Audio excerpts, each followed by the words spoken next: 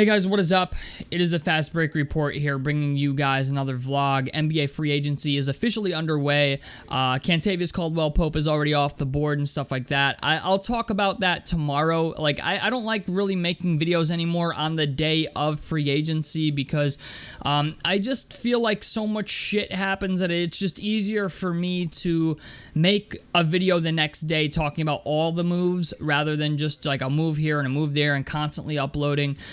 I'll do something like, NBA free agency opening day summary or something like that. Cade Cunningham got a bag. Tyrese Maxey's most likely going to get one. But I want to talk about the Chicago Bulls because this team has royally fucked themselves. I mean, this is, like, I'm not going to lie. I understand why the Bulls did what they did in this situation, but at the same time, I just think to myself, Zach LaVine's agent is a fucking legend. Whoever his agent is, man, he deserves. He needs to be doing. He needs to be running the country. Okay. So in 2022-2023, Zach LaVine signed a 5-year, $215 million extension with the Chicago Bulls. And obviously, we're at a point now where the Chicago Bulls are not even, like, they're a competitive team, but they're not going anywhere. You know what I'm saying? Like, they're a team that's, like, they're a long ways away from contending for an NBA championship. And so this past season, they decided they were going to blow it up. And the sheer incompetence out of the Chicago Bulls is astounding. You know what I'm saying? Like, I remember I made a video saying that the Chicago Bulls GM is a fucking idiot. And everybody can't, I guess, like, this is the guy that drafted Jokic or some shit like that. I don't know. He was the GM, I think, for the Denver Nuggets previously at some point in time. I don't know why. Don't quote me on it. But that I just remember comments like that on the video. But it's just the idea, this front office is a fucking mess. I've seen so much egregious shit today that I'm just like, bro, like, the Chicago Bulls fucked up in a major way. And the reason I say this is because I watched a video by Bobby Marks today talking about, like, just like a free agency recap. He talked about the DeJounte Murray trade and stuff like that. And then he said something that was absolutely, like, just floored me, okay? And it was the idea that the Chicago Bulls literally cannot give Zach LaVine away. Like, the market for Zach LaVine is zero. It is fucking absolute, positive, negative zero, okay? Like, he went as far to say that in order to get rid of Zach LaVine, they're literally offering up a first-round pick with him. They have 15 trades out for this guy. Nobody wants him. The fucking Golden State Warriors, who are losing Klay Thompson, okay, declined a trade offer from the Bulls for Andrew Wiggins and Chris Paul. They were going to send them Zach LaVine and a first-round pick. And the Warriors were like, we good, dog. Like, you can keep him. You know what I'm saying? Like, they literally just waived Chris Paul. The Golden State Warriors waived Chris Paul today to, like, because he had a $30 million guarantee. Nobody kicked in today. I think instead of 30, they only got to pay him 15. Because I think he had only partially guaranteed contracts. If I'm correct, they only got to pay him 15 instead of 30. But the thing is, like, even the fucking Warriors, who are losing, they're arguably, like, the second best shooter of all time, and Chris Paul, they let him walk for nothing. They would rather let Chris Paul walk for nothing than trade for Zach LaVine. Like, and don't get me wrong, like, Andrew Wiggins isn't even better than fucking Zach LaVine. Right, as far as, like, an isolation scorer. And they were like, nah, man, like, we'll just, like, we don't want Andrew Wiggins, but, like, we don't want Zach LaVine even more. That is fucking wild to me. Then when you consider back in the middle of this past season, right, the Bulls understood that they were not going to be, like, a perennial playoff team. But for whatever reason, they decided we're not going to trade DeMar DeRozan, even though he's on an expiring deal. They did trade Alex Caruso eventually for Josh Giddey, but understand, like, this is a team who did a straight-up trade for Josh Giddey, and there was teams offering them multiple first-round picks for Alex Caruso. From the reports that I read, the trade packages were a lot better than Josh Giddey. And now I look at this team, and I think to myself, bro, what the fuck are they doing? They just signed Patrick Williams to a 5-year, $90 million contract, and like, I get it, you don't want to give up on him, but I don't know, I don't see where everybody's getting the hype about Patrick Williams. You know what I'm saying? Like, Kobe White, don't get me wrong, Kobe White was fucking great this year. Kobe White was a guy that I looked at and I'm like, yeah, he's in the most improved player of the year conversation this year. He's a guy that I looked at and I was like, I wrote him off. Like, I'll admit that. I was wrong about Kobe White. I wrote his ass off. I was like, why the fuck would the Bulls bring him back? Lonzo Ball has a player option that he'd be stupid not to pick up for $21 million. I mean, this is a team that has royally fucked themselves in almost every aspect. You know, the best part of their team is the guard position. They got Patrick Williams. Okay, you just traded for Josh Giddey, who appears to be an insurance policy for Lonzo Ball. And I look at this team, and I'm like, what the fuck? Like, they don't even draft well. And then the guys they do draft that end up becoming good players seem like they all become good players once they leave the Chicago Bulls. So, I don't know, man. I don't know what the fuck the Chicago Bulls are doing, but the idea that the trade market for Zach LaVine is literally fucking zero has a lot to do with that 5-year, $215 million extension, okay? Like, had they paid this dude $8 million more, okay, year over year, he would have been making as much as Kevin Durant this year. You know, like, I'm thinking, like, guys off the top of my head, you know, like, I haven't looked at it yet, but I'm sure Zach LaVine's making a whole hell of a lot more money than some, like DeMar DeRozan was a better player for the Chicago Bulls this year, and he makes a whole hell of a lot, he makes almost double what DeMar DeRozan was making. So, I don't know, man. I don't really know what the deal is going to be with the Chicago Bulls, but I just know that they have put themselves in salary cap space hell, and I know for a fact that it's like, yeah, I understand the Lonzo Ball injury is not something you can really control.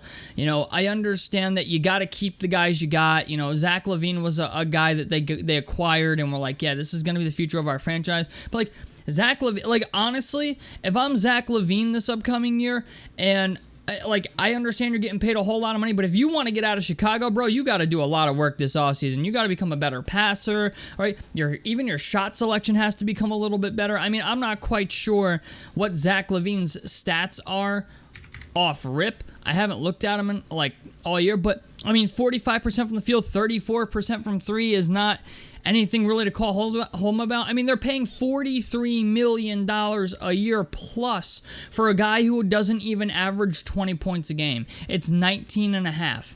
This past season, he shot 45% from the field, 34% from three. It might as well be 35%. It's 34.9. But he only played 25 games for them this past year. He's a 2-time All-Star. I mean, this is a lot of bread to shell out for a dude who's 29 years old and career-wise is only a 20-point-per-game scorer. So if you're wondering why they can't move Zach LaVine, it's because, well, his production doesn't match the just assload of money that he's getting paid. Now, I understand, you know, prior to this, in 2022-2023, when Zach LaVine was given that crazy-ass extension, he played 77 games. He started for 77 games. He was shooting 48% from the field, 37% from three, 85% from the free throw line, averaging 4 assists a game, 4.5 rebounds on 25 points per game. The turnovers were about 2.5 a game, so it wasn't really the end of the world. It's just the idea, like, for whatever reason this past year, I don't really know what it is exactly.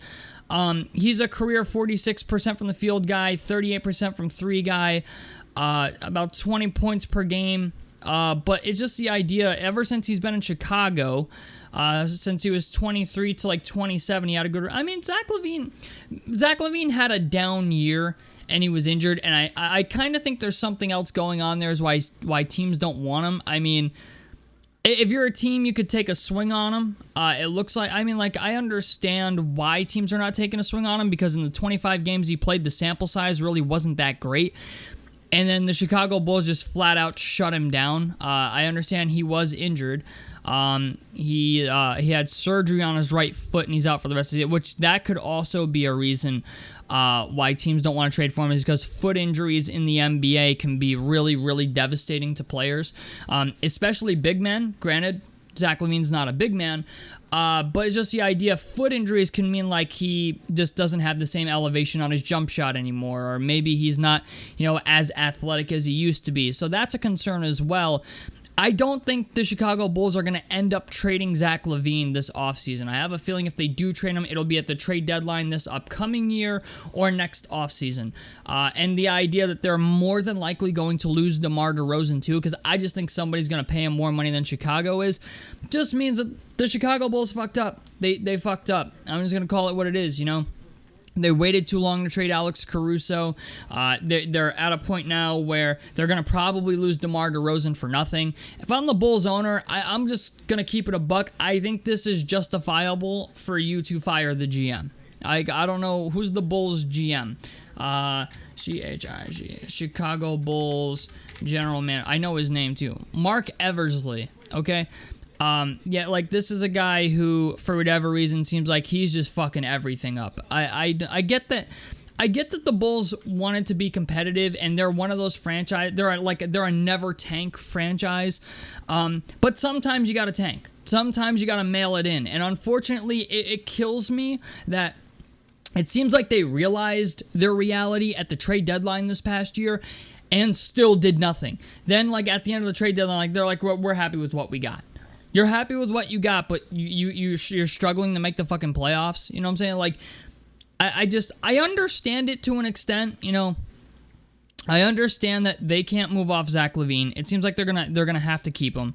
I understand the Josh Giddey trade, even though I think they got fleeced out of that. I think they could have gotten Josh Giddey's okay return, but I think they could have gotten at least a first-round pick with it. I mean, you traded him to fucking OKC, right? OKC has more draft picks than they even need. You mean to tell me you couldn't get Josh Giddey plus 2? You know what I'm saying? Josh Giddey plus two first-round picks. They're set. They're like one piece away from being a championship team.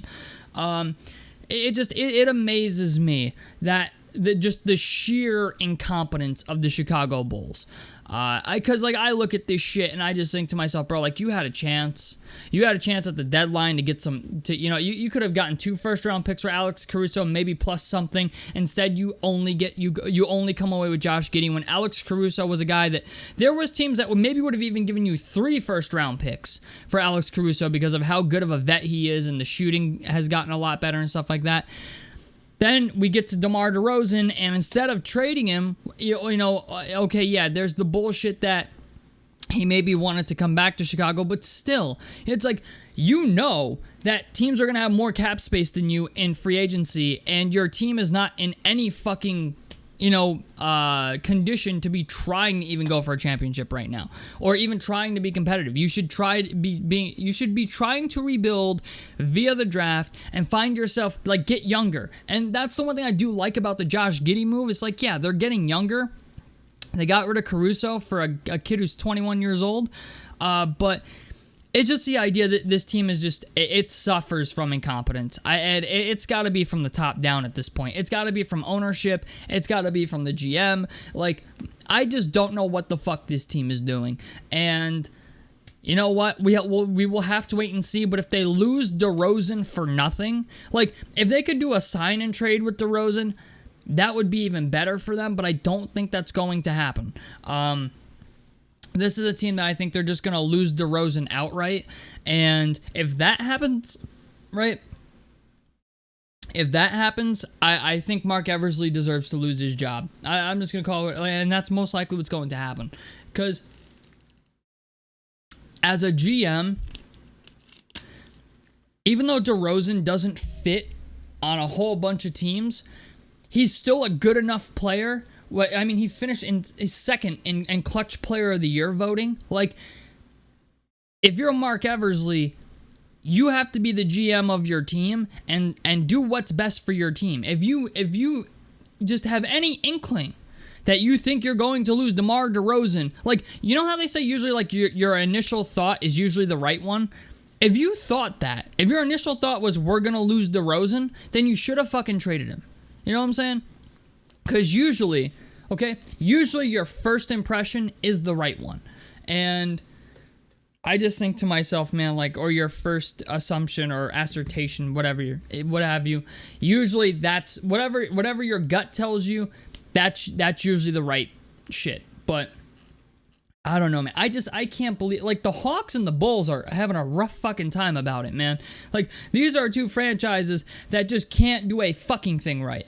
So, I don't know, man. I don't know what the rest of free agency is going to bring, but tomorrow I'll hopefully, you know, all the moves will come out. I'll get to do a recap and stuff like that, and we'll see. We'll see what tomorrow brings. But tell me what you guys think about this down below in the comment section below. Like helps me out. Subscribe if you guys want to see more on the Fast Break Report, and out of this motherfucker. Peace, guys.